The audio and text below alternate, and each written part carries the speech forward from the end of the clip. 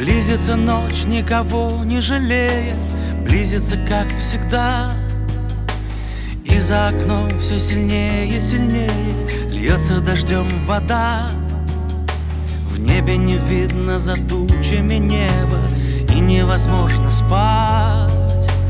То ли за тем, чтобы ждать, то ли за тем, чтобы жить, то ли за тем, чтобы прошлое взять и забыть. Солнце небесное рано ложится в кровать. Медленно, медленно по циферблату время ползет вперед, и неразборчивый ветер проклятый что-то опять поет.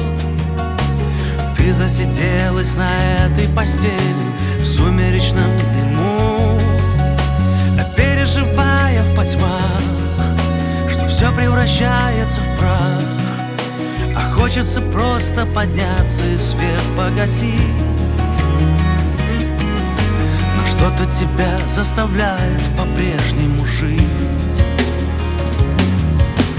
Ты паришь в облаках, как мысли строка, бежишь над землей, слегка ее касаясь, а рядом беда живет иногда так близко с тобой, нисколько не стесняясь.